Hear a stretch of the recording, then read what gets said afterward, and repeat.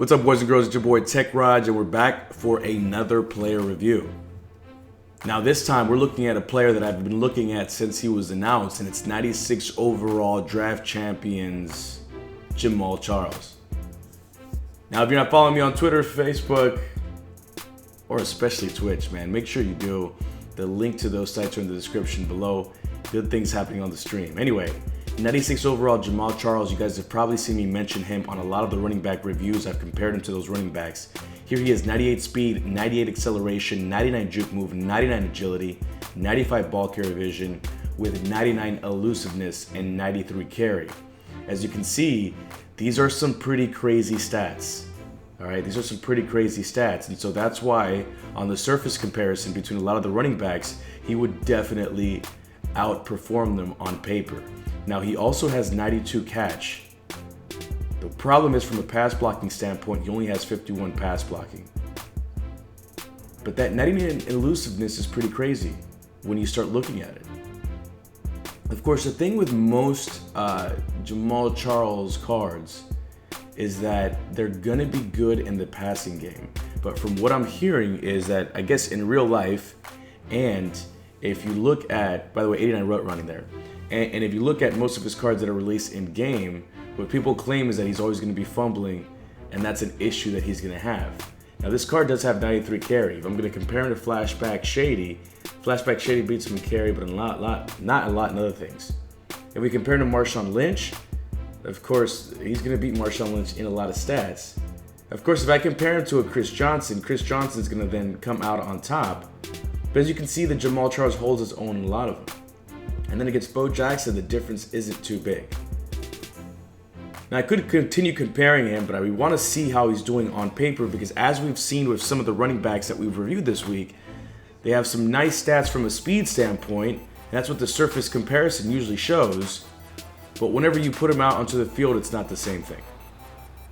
Now, of course, this guy's not going to really be trucking a lot of people. If you're going to try to stiff arm, don't really expect that to happen. But the elusiveness and the agility really shows up when you're in the open field against a lot of defensive backs.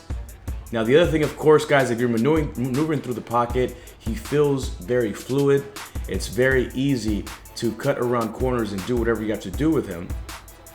And to be honest with you, from the carrying, which is what a lot of people really complained about, I didn't really see too many issues with the carrying. That's not to say he did not fumble, and we'll see that he does fumble in certain aspects of it. Now, anytime you have somebody that's that fast, guys, you know that you're going to be able to throw screens and things like that. And so a great example of what I was talking about right there, he got leveled in that last one, but he actually didn't fumble. Coming into our next game, that's one of the best things that I liked about him. A lot of times, even though, like, maybe let's say somebody got him in a hole or whatever it was, as you can see the fumbles right there, if we got him in a hole, a lot of times either he didn't break the tackle, because of how elusive he is, he would consistently fall forward. It's what I really liked about him. Right there, as you can see, guys, I mean, it just, without me having to use a lot of special moves, I was consistently breaking tackles regardless of kind of where I was playing. And it was really good at keeping my opponents honest, you know, with the passing game.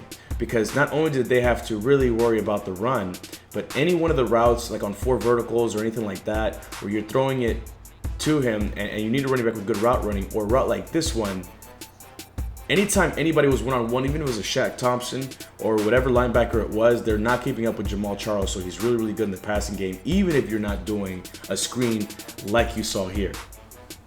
Of course, if you're doing inside zones and you need to get to the outside, I mean, there's few running backs in the game that are going to allow you to get outside like this Jamaal Charles. Now, once again, the big drawback is if he is in pass blocking, his pass blocking isn't that great. He's not going to have great footwork, and he's going to get block shedded pretty much every time if he doesn't get run over right away. But if you have a really good running scheme and what you want to do is run for the most part, look how quickly he's going to hit that hole.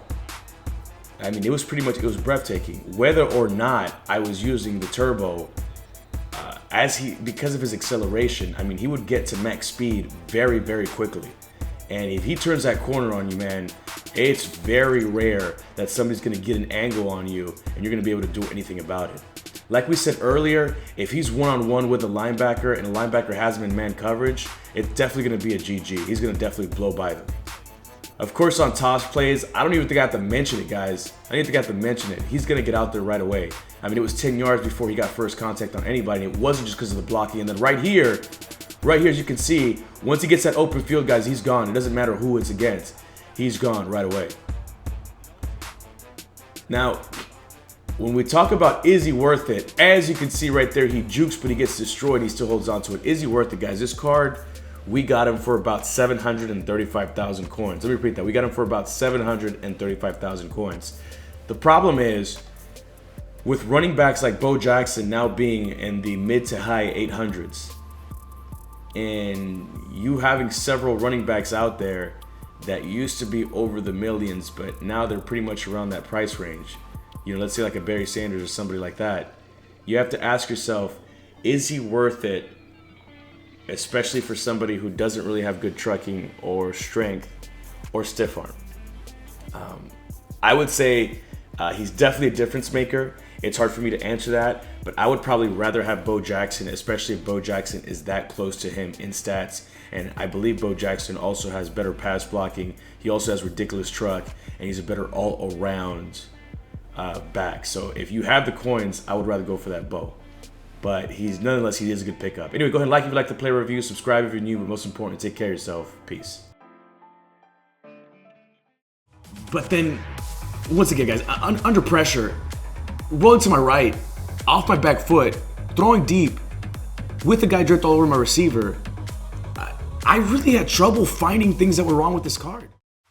On this toss right here, this is probably, one of the better plays to show like the elusiveness and the speed right there. He breaks the tackle and gets a nice little gain right there. But here's the verdict, guys.